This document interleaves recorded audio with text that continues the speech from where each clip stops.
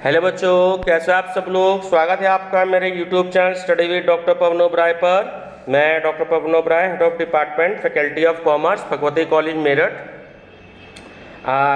बच्चों, आज इस वीडियो में मैं आपके लिए जो है corporate accounting BCom third year में जो CCS यूनिवर्सिटी में जो आपका एग्ज़ाम होता है MCQs पैटर्न पर, तो उसके बहुत सारे आप स्टूडेंट्स की डिमांड आ रही है कि सर कॉर्पोरेट अकाउंटिंग पर वीडियो बना दीजिए, कॉर्पोरेट अकाउंटिंग पर वीडियो बना दीजिए। और जैसे कि मैंने कल की वीडियो में आपको बताया था कि अब 3 मई तक के पेपर आपके पोस्टपोन हो चुके हैं। अब इसके बाद जो आपके एग्ज़ाम है वो तो एज इट होने ही होने हैं। और ये जो 13 अप्रैल 2021 से लेकर के 3 मई 2021 तक के जो एग्ज़ाम है, इसके डेट शीट यूनिवर्सिटी जो है वो बाद में तैयार करेगी, ठीक है ना। तो आप जो हैं बिल्कुल भी ये मत सोचेंगे एग्ज़ाम नहीं होंगे।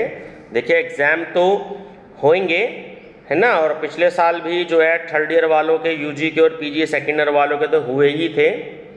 तो आप लोग सब अपना घर में बैठ के एग्ज़ाम्स की तैयारी करेंगे। और दूसरा, हम लोगों को थोड़ा सा टाइम भी मिल जाएगा क्योंकि इन दिनों अब केवल सेमेस्टर के एग्ज़ाम 1-2 रह गए हैं। तो एग्ज़ाम ड्यूटी में भी मैं नहीं हूँ, ठीक है ना। बस 1-2 दिन हूँ और उसके बाद फिर मेरे पास भी टाइम ही टाइम है।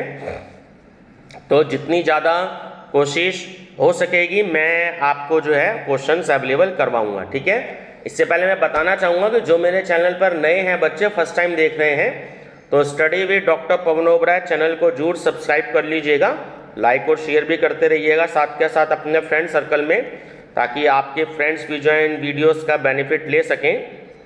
क्योंकि बहुत ही ज़्यादा जो है लोगों सब्सक्राइब कर लिया है पिछले 1 हफ्ते में। तो मैं चाहता हूँ आप लोगों को बहुत ज़्यादा अच्छी लग रही होगी वीडियो। बहुत सारे क्वेश्चंस आपको स्पोर्ट्स एंड फिजिकल एजुकेशन में मिले हैं, काफ़ी बच्चों के मेरे पास कमेंट्स आए हैं, ठीक है ना बच्चों। तो उससे मुझे लगता है कि शायद आप लोगों को वीडियोज़ बहुत ज़्यादा पसंद आ रही हैं बच्चों। लेकिन एक बात मैं और कहना चाहूँगा कि मैं थोड़ा सा समय कम इसलिए दे पा रहा था अभी तक क्योंकि मेरी भी एग्ज़ाम में ड्यूटीज़ लग रही थी, ठीक है ना, जैसे मैंने आपको बताया। अब 1-2 एग्ज़ाम रह गए हैं सेमेस्टर के, इसके बाद मेरे को टाइम मिलेगा तो मेरी पॉसिबिलिटी रहेगी कि मैं आप लोगों को जो है वीडियोज़ जितनी ज़्यादा से ज़्यादा हो सकती है वो मैं आपको दे पाऊँ, ठीक है। तो ये कॉर्पोरेट अकाउंटिंग जो सब्जेक्ट्स है ये थोड़ा सा टिपिकल है और बच्चों को परेशान भी करता है ये पेपर्स। तो इसमें मैंने बहुत सारे क्वेश्चन जो हैं वो इंक्लूड किए हैं, प्रीवियस ईयर के आए हुए भी क्वेश्चन भी हैं। और 574 क्वेश्चन जो हैं वो मेरे पास में हैं इस समय, ठीक है। ये चैप्टर वाइज मैंने क्वेश्चंस आपके रेडी करे हैं और हर एक वीडियो में हम 1-1, 2-2 चैप्टर की स्टडी करेंगे। इससे पहले मैं इंग्लिश में भी क्वेश्चन कराऊंगा क्योंकि इंग्लिश मीडियम वाले तुरंत बच्चे कह देते हैं कि sir provide in English medium. तो मैं इंग्लिश मीडियम में भी क्वेश्चंस आपको करवाऊंगा, ठीक है, और हिंदी मीडियम में भी करवाऊंगा। और आप बच्चे मेरी प्लेलिस्ट विजिट करिएगा क्योंकि प्रीवियस ईयर के मैंने सारे क्वेश्चन पेपर जो हैं सॉल्व करवा रखे हैं, हिंदी मीडियम और इंग्लिश मीडियम में भी। और प्लेलिस्ट में कॉर्पोरेट अकाउंटिंग में मैंने हिंदी मीडियम और इंग्लिश मीडियम दोनों में आपके 5-6 सब्जेक्ट्स के MCQs मैंने करवाए हैं, ठीक है। वो क्वेश्चंस भी मैं हिंदी इंग्लिश में आपको करवाऊंगा, मेरे पास कलेक्ट हैं, ठीक है बच्चों। लेकिन ये वो क्वेश्चन है जो बहुत ही ज़्यादा एक तरीके से मोस्ट एक्सपेक्टेड क्वेश्चन है, ठीक है। आपको इनमें से एग्जाम में क्वेश्चंस जरूर मिलेंगे, ठीक है बच्चों। चलिए डिस्कस करते हैं। क्वेश्चन नंबर फर्स्ट है कि संयुक्त पूंजी कंपनी है तो वो एक वैधानिक कृत्रिम व्यक्ति होती है, ठीक है ना। तो स्टैचुरी आर्टिफिशियल कंपनी व्यक्ति है ये क्योंकि इसका अपनी कोई भी स्वरूप नहीं होता है ना, इसको लॉ के अकॉर्डिंग जो है वो तैयार किया जाता है। क्वेश्चन नंबर 2 कि राजनियम द्वारा निर्मित एक कृत्रिम व्यक्ति कहलाती है, ठीक है, तो वो कहलाती है कंपनी। भारतीय कंपनी अधिनियम 2013 की टैश में कंपनी की परिभाषा दी गई है, तो वो धारा 2, ठीक है, और सबसेक्शन आपकी 20 में एक कंपनी में सन्निहित है, ठीक है। तीनों ही ऑप्शन करेक्ट हैं।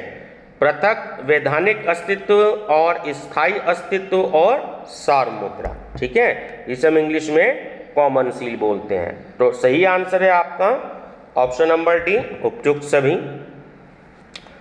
व्यावसायिक संगठन का वह स्वरूप जिसका निर्माण तथा समापन कानून के अंतर्गत होता है, कंपनी।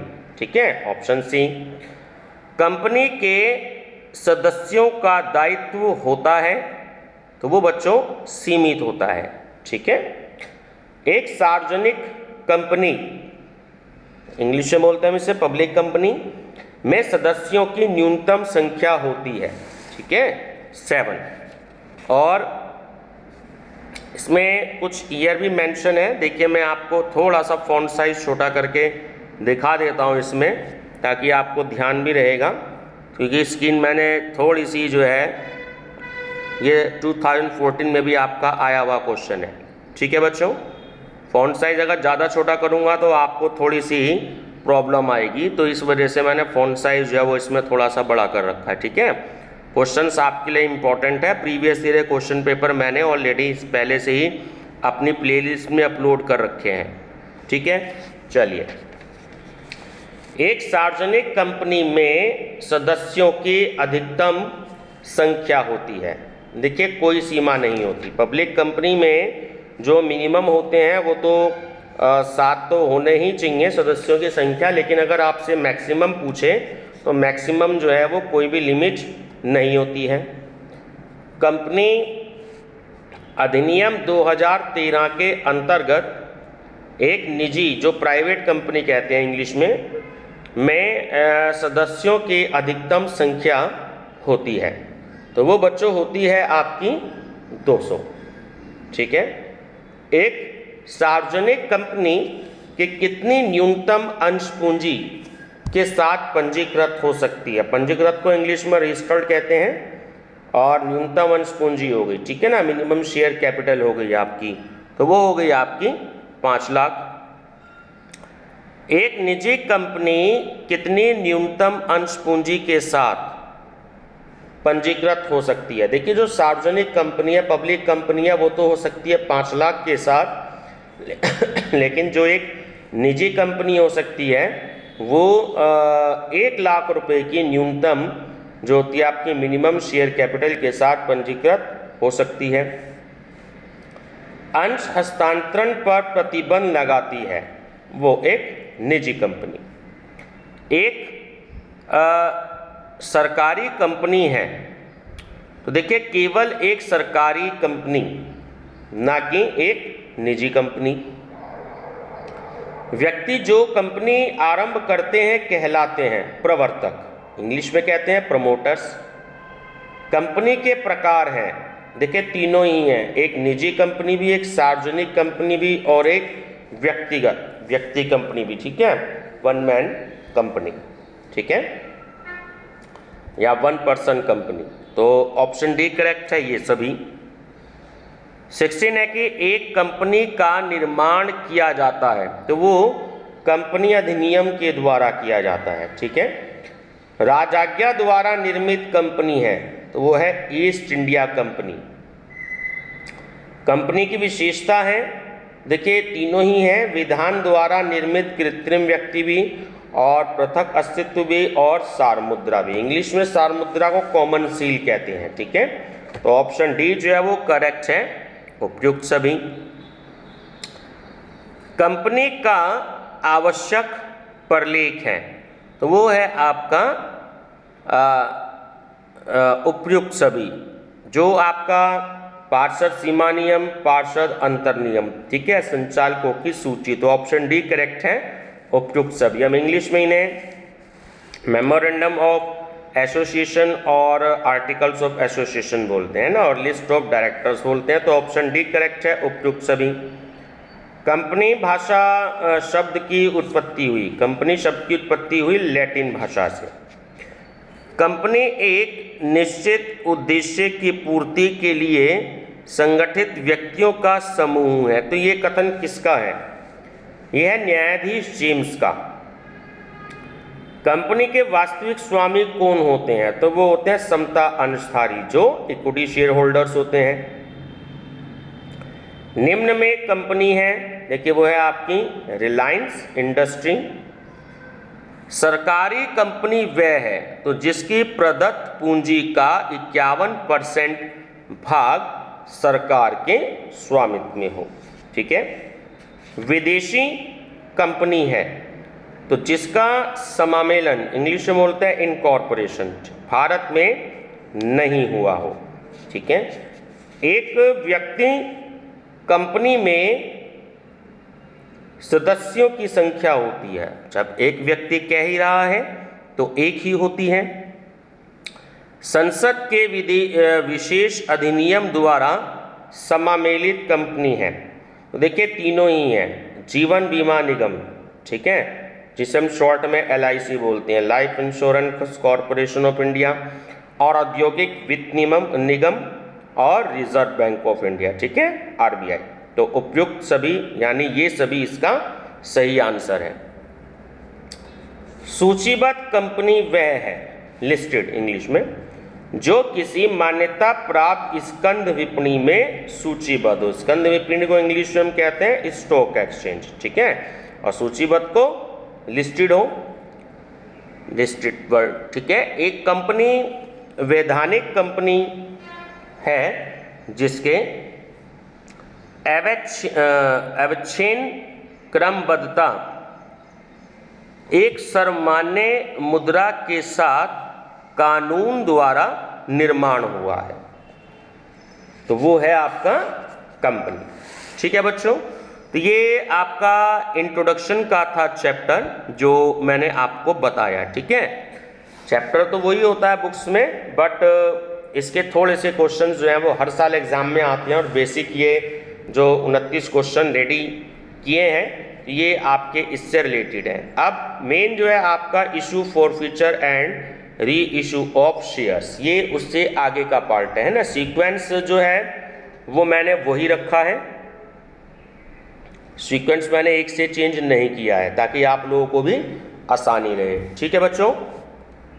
चलिए, तो क्वेश्चन नंबर 30 है आपका कि समता अंशधारी होते हैं जो इक्विटी शेयर होल्डर, ठीक है, वो होते हैं कंपनी के स्वामी। अंशधारी प्राप्त करते हैं, जो शेयर होल्डर्स कहते हैं इंग्लिश में, तो अंशधारी प्राप्त करते हैं क्या, लाभांश, ठीक है। अंश आवंटन खाता होता है, शेयर अलॉटमेंट अकाउंट, तो ये होता है हमारा एक पर्सनल अकाउंट, ठीक है, व्यक्तिगत खाता, ध्यान रखेंगे। अंशों का अधिमूल्य पर निर्गमन है, तो वो होता है आपका पूंजीगत प्राप्ति, ठीक है, कैपिटल रेवेन्यू। जब तक अन्यथा न कहा गया हो और एक पूर्वाधिकारी अंश सदैव ही माना जाता है, तो वो माना जाता है आपका ऑप्शन बी करेक्ट है कि संचयी, अपरिवर्तनीय और असहभागी। प्रार्थित पूंजी और प्रदत्त पूंजी का अंतर कहलाता है, तो वो बच्चों कहलाता है अदत्त याचना, ठीक है। निर्गमित पूंजी के अंशों की संख्या और प्रार्थित पूंजी के अंशों की संख्या के बीच के अंतर का कारण हो सकता है, तो वो हो सकता है आपका अंशों का अपहरण, फॉरफीचर ऑफ शेयर्स। अपहरित अंशों के पुनर्निर्गमन पर लाभ हस्तांतरित कर दिया जाता है पूंजीगत संचिति को। जब अंश अपहरित किए जाते हैं तो अंश पूंजी खाता डेबिट किया जाता है, किससे, याचित राशि से।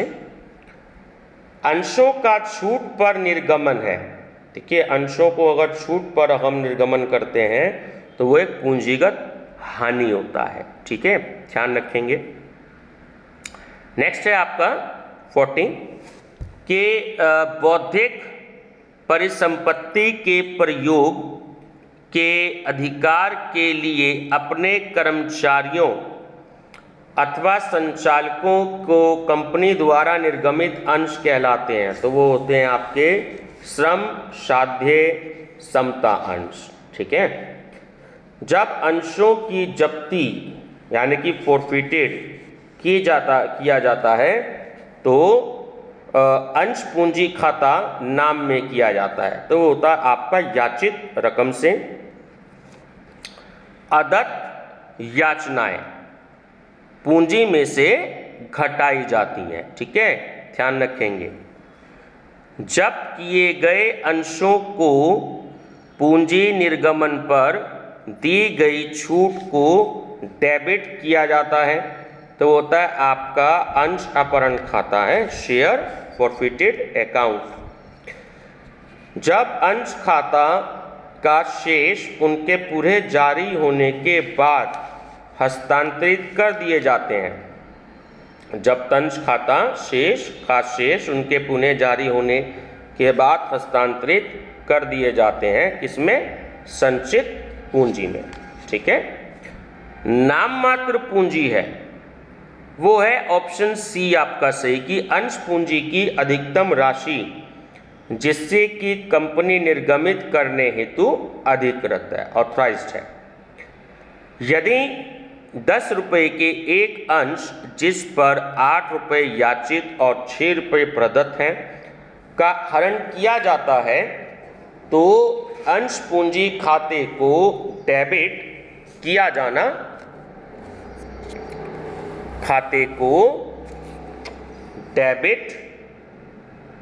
जाना चाहिए। कितने रुपए से? देखिए फॉन्ट साइज छोटा कर रहा हूं ताकि आपको ये ध्यान रहे। कितने रुपए से? चलिए ये आप थोड़ा सा अंदाजा खुद लगाएंगे, ठीक है।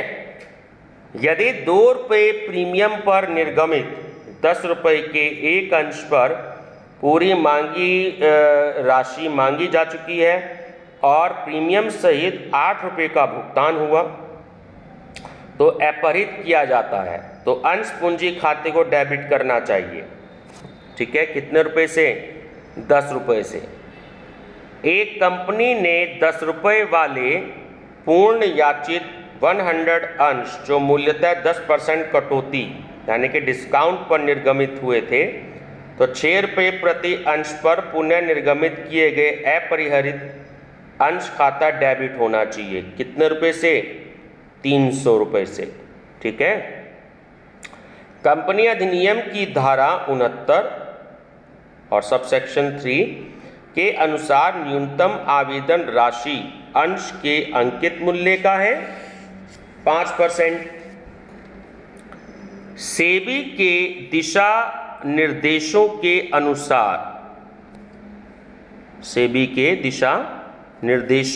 अनुसार न्यूनतम आवेदन राशि कम नहीं होगी, किसके? अंश के निर्गमन मूल्य के 25% से। तालिका ए जो टेबल ए होती है उसके अनुसार बकाया याचना पर ब्याज की दर प्रभावित है, वो है आपकी 5% से। संचालकों द्वारा वास्तविक रूप से मांगे जाने के पूर्व अंशधारियों से अग्रिम के रूप में प्राप्त राशि को अग्रिम याचना खाते में क्रेडिट किया जाता है, ठीक है। अंशों को जब्त किया जा सकता है याचना राशि का भुगतान नहीं होने पर, ठीक है। जो आपका कॉल्स है, first call, second call, final call, तो जब उनकी पेमेंट नहीं की जाती है तो उन्हें फोरफिटेड कर लिया जाता है शेयर्स को। अंश जब्ती खाता के शेष को आर्थिक चिट्ठा के मद के अंतर्गत दर्शाया जाता है, ठीक है, या दिखाया जाता है, किसमें? अंश पूंजी खाता में।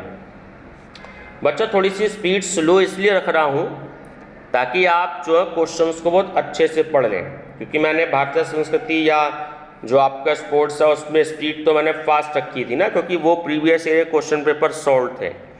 बट ये आपका मेन पेपर है तो इसलिए स्पीड थोड़ी सी स्लो रख रहा हूँ ताकि आप लाइन को थोड़ा सा बहुत ध्यान से पढ़ लें। बोलने को मैं तेज़ भी बोल सकता हूँ लेकिन स्पीड थोड़ी सी स्लो रख रहा हूँ, ठीक है। बहुत थोड़ा सा टिपिकल पेपर होता है और बहुत अच्छे से आप इनकी स्टडी कर लीजिएगा। चलिए 55, भारतीय कंपनी अधिनियम 2013 के प्रावधानों के अनुसार एक कंपनी निर्गत कर सकती है क्या? समता और पूर्वाधिकार अंश, इक्विटी और प्रेफरेंस शेयर।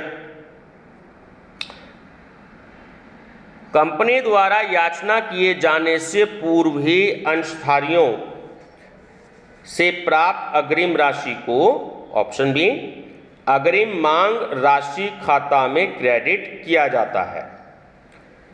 दायित्वों की कुल राशि में सम्मिलित की जाती है निर्गमित पूंजी, जो इशूड कैपिटल होती है आपकी।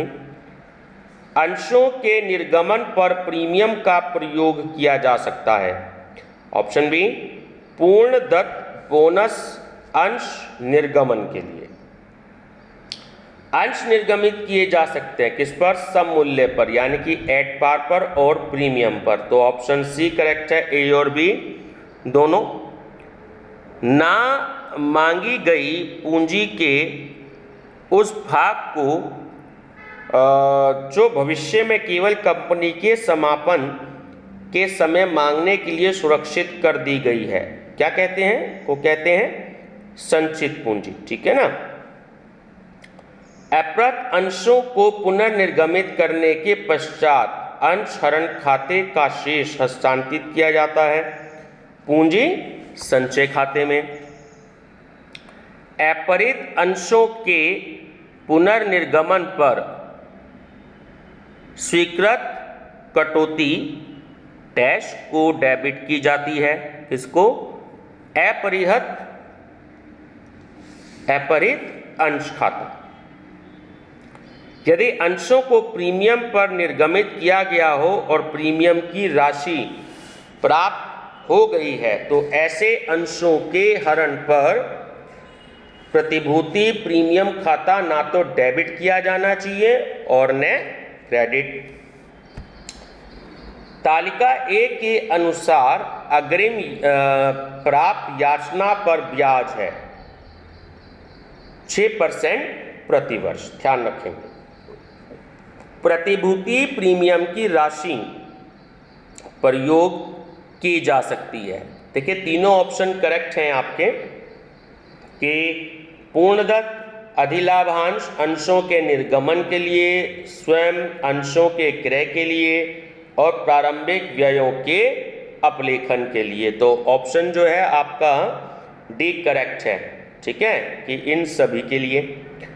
अंश पूंजी का वह भाग जिसका उल्लेख सीमा पार्षद नियम में होता है, ठीक है, कहा जाता है।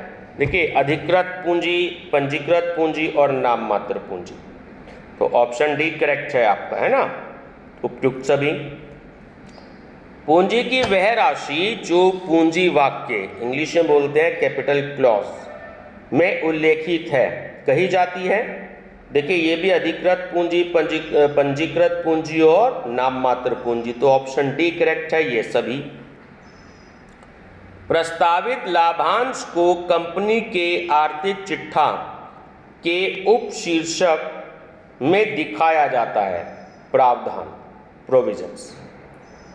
समता 90,000 रुपये, दायित्व 60,000 रुपये और वर्ष का लाभ 20,000 रुपये। तो टोटल संपत्तियां एसेट्स कितने की होंगी? तो वो होंगी आपकी 1,70,000 रुपये की, ठीक है। समता अंशधारियों को अधिकार होता है, ध्यान रखना, जो इक्विटी शेयर होल्डर्स होते हैं उनको वोट देने का राइट होता है, प्रेफरेंस शेयर होल्डर्स वालों को नहीं होता। भारतीय कंपनी अधिनियम 2013 के अनुसार कंपनी का आर्थिक चिट्ठा बनाया जाता है, अनुसूची 3, जो शेड्यूल आपका 3 होता है। संचय जिसे कंपनी विशेष उद्देश्य के लिए सृजित किया जाता है और जो आय के विरुद्ध प्रभावित होता है, कहा जाता है विशिष्ट संचय। संचित पूंजी का अर्थ है, देखिए संचित पूंजी का जो अर्थ होता है वो है आपका आयाचित पूंजी का प्रार्थित भाग। इनमें से कंपनी की पंजीकृत पूंजी कौन सी है? तो वो है आपकी अधिकृत पूंजी। सामान्य लाभांश सामान्यतः दिया जाता है किसको? अंशधारियों को। ठीक है।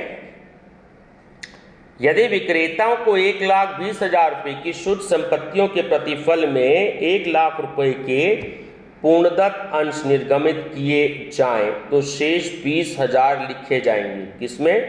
पूंजी संचय खाते में, कैपिटल रिजर्व अकाउंट में। जब प्रवर्तकों को, इंग्लिश में प्रमोटर्स कहते हैं, अंश निर्गमित किए जाते हैं तो किस खाते में डेबिट किया जाएगा? तो वो होगा आपका ख्याति खाता, गुडविल अकाउंट।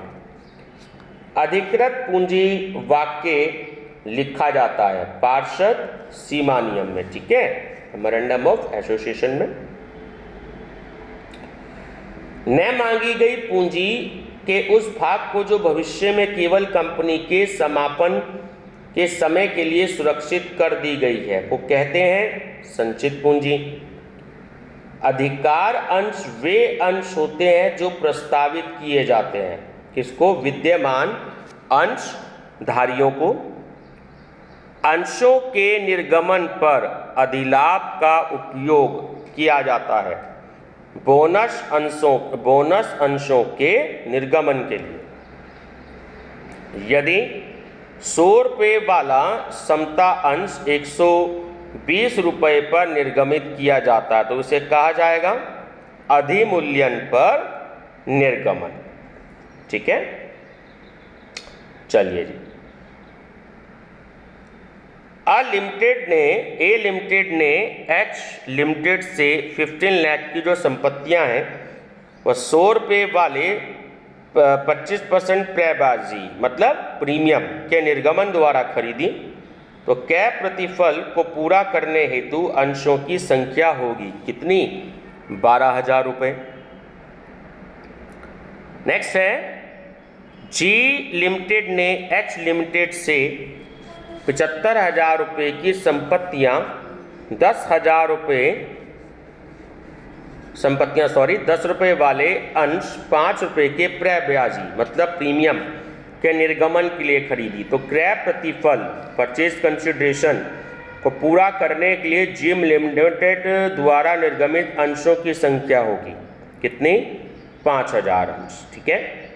एक्स लिमिटेड ने ए के चालू व्यवसाय को 60,000 रुपये में ले लिया और रोकड़ के बदले कंपनी ने क्रय प्रतिफल का पूर्ण भुगतान 10 रुपये वाले प्रत्येक 20% प्रीमियम पर समता अंशों के निर्गमन द्वारा किया तो निर्गमित अंशों की संख्या निकालिए तो वो होगी आपकी 5,000। प्रतिभूति प्रीमियम का प्रयोग निम्नलिखित कार्यों के लिए नहीं किया जा सकता। किसके लिए? लाभांश देने के लिए। ठीक है, ये बात आप ध्यान रखेंगे कि जो भी कोई आपका सिक्योरिटीज प्रीमियम का जो प्रयोग है वो आप डिविडेंड देने के लिए नहीं कर सकते। ठीक है। सब अर्जित या स्वेट अंशों का निर्गमन किया जा सकता है कंपनियों के कर्मचारियों को। अंश आवेदन खाता है जो शेयर एप्लीकेशन अकाउंट होता है वो होता है आपका व्यक्तिगत खाता, पर्सनल अकाउंट। अंशों का आवंटन इंग्लिश में अलॉटमेंट करने पर क्रेडिट होने वाला खाता होगा वो होगा आपका शेयर कैपिटल अकाउंट, है ना, अंश पूंजी खाता। अंशों के हरण के समय अंश पूंजी खाता डेबिट होगा मांगी गई राशि से। भारतीय कंपनी अधिनियम 2013 के अनुसार अंश निर्गमित किए जा सकते हैं। देखिए वो प्रीमियम पर और सम मूल्य पर, ठीक है ना, दोनों पर किए जा सकते हैं। तो बी और सी दोनों करेक्ट है आपका। एक कंपनी निर्गमित नहीं कर सकती तो वो अशोध्य पूर्वाधिकारी अंश निर्गमित नहीं कर सकती। समता अंशों पर लाभांश की दर देखिए पूर्व निर्धारित नहीं होती। जो इक्विटी शेयर्स होते हैं उन पर जो है वो डिविडेंड का रेट पहले से फिक्स या नहीं होता। ठीक है, ऐसे पूर्वाधिकार अंश जिनके धारकों को यह अधिकार होता है कि वे अपनी इच्छा के अनुसार पूर्वाधिकार अंशों को निर्गमन की शर्तों के अंतर्गत समता अंशों में परिवर्तित करा सकते हैं। तो ऐसे पूर्वाधिकार अंश कहलाते हैं, तो होते हैं आपके परिवर्तनीय पूर्वाधिकार अंश। ठीक है, कंपनी अधिनियम के अनुसार न्यूनतम अभिदान, ठीक है, मिनिमम सब्सक्रिप्शन की राशि कुल निर्गमन राशि का डैश निर्धारित की गई है 25%। अंशों पर प्रीमियम की अधिकतम सीमा है, कोई सीमा नहीं होती। अंशधारी द्वारा अंशों को रद्द करने के लिए ऐच्छिक वापसी कहलाती है। ठीक है, अंशधारी द्वारा अंशों को रद्द करने के लिए ऐच्छिक वापसी कहलाती है। ध्यान रखिएगा, अंशों का समर्पण। प्रत्येक अंशधारी का दायित्व उसको आवंटित अंशों के डैश तक सीमित होता है, मांगा गया मूल्य। यदि अंशों को प्रीमियम पर निर्गमित किया गया है तो प्रीमियम की राशि प्राप्त हो चुकी है, तो ऐसे अंशों के अपहरण के समय ऑप्शन सी करेक्ट है कि प्रतिभूति प्रीमियम खाता न तो डेबिट किया जाएगा और ना ही क्रेडिट। हरण किए गए अंशों के पुनः निर्गमन पर दी गई छूट को डेबिट किया जाता है। अंश अपहरण खाता। अंशों का आवंटन किया जा सकता है यदि न्यूनतम अंशदान प्राप्त कर लिया गया है। ठीक है, न्यूनतम अंशदान प्राप्त कर लिया गया है, ध्यान रखिएगा। ए लिमिटेड ने 1,80,000 रुपये में एक मशीन खरीदी जिसका भुगतान वे 100 रुपये वाले अंशों के द्वारा 10% कटौती पर यानी कि डिस्काउंट पर कर रहा है, तो वह प्रतिफल कंसिडरेशन के रूप में कितने अंश देगा? 2,000। ठीक है, अधिकार अंश निर्गमित किए जाते हैं विद्यमान अंशधारियों को। एक कंपनी ने 2 लाख रुपए की पूंजी से निबंधित होती है। ठीक है, एक कंपनी ने 2 लाख रुपए की पूंजी से निबंधित होती है, तो जो 10 रुपए वाले 20,000 अंशों में विभाजित होती है, तो इनमें से 19,900 अंश अशोक द्वारा धारित हैं। ठीक है, तो और 10 अंश संजय द्वारा धारित हैं। तो अधिनियम की दृष्टि में यह है साझेदारी। निम्नलिखित में से किसे प्रदत्त पूंजी ज्ञात करने के लिए घटाना चाहिए? बकाया मांग को। एक कंपनी अपने अंशों का निर्गमन नहीं कर सकती, किस पर? कटौती पर, डिस्काउंट पर। ए लिमिटेड ने बी लिमिटेड से 11,25,000 रुपये की संपत्तियां 25% प्रीमियम पर 100 रुपये वाले समता अंशों के निर्गमन के द्वारा अर्जित की। क्रय प्रतिफल में ए लिमिटेड द्वारा निर्गमित अंशों की संख्या है कितनी? 9,000 अंश। अंशों के निर्गमन के पूर्व किस विवरण को निर्गमित किया जाता है? प्रविवरण, प्रोस्पेक्टस। अंशों के हरण से पूर्व दोषी अंशधारी को लिखित रजिस्टर्ड डाक द्वारा नोटिस दिया जाना आवश्यक है 14 दिन पूर्व। हरण किए गए अंशों को पुनः निर्गमित करने पर छूट की राशि डैश अधिक नहीं होनी चाहिए हरण खाते की राशि से। अंशों की पुनर्खरीद के बाद उन्हें डैश भौतिक रूप से नष्ट करना अनिवार्य है 7 दिन में। ठीक है, ध्यान रखिएगा। कंपनी के समापन के समय मांगी जाने वाली पूंजी का भाग जाना जाता है संचय अंश पूंजी। पार्षद सीमा नियम में पूंजी वाक्य में दिखाई गई पूंजी की राशि होगी, तो वो होगी आपकी पंजीकृत पूंजी, ठीक है, रजिस्टर्ड कैपिटल। अंशों के निर्गमन पर प्राप्त होने वाले प्रीमियम को आर्थिक चिट्ठे की किस श्रेणी के अंतर्गत दिखाते हैं? संचय एवं आधिक्य, ठीक है, रिजर्व एंड सरप्लस। एक कंपनी ने 10 रुपये प्रति अंश की दर से 2000 अंश जो कि सम मूल्य पर इशू किए थे और उनको जब्त कर लिया गया, क्योंकि ए ने उस पर 4 रुपये की अलॉटमेंट राशि नहीं दी थी। तो प्रति अंश का याचित मूल्य 9 रुपये था। अंशों को जब्त करने के समय अंश पूंजी में कितनी राशि डेबिट की जाएगी? वो की जाएगी बच्चों 18,000 रुपये, ठीक है। और ये ईयर भी सामने मेंशन है, क्योंकि ठीक है 2014 में देखिए ये क्वेश्चंस आए हुए हैं सारे, आप ध्यान से देख सकते हो। 20 रुपये प्रति अंश की दर से 500 अंश जो कि 5% डिस्काउंट पर इशू किए गए थे, उनको अलॉटमेंट राशि पर 9 रुपये और अंतिम याचना पर 5 रुपये के भुगतान न करने पर जब्त कर लिया गया है। तो अंशरण खाते में कितनी राशि क्रेडिट की जाएगी? वो क्यों की जाएगी? 2500। लाभांश सामान्यतः भुगतान किया जाता है किस पर? पूर्णदत्त पूंजी पर।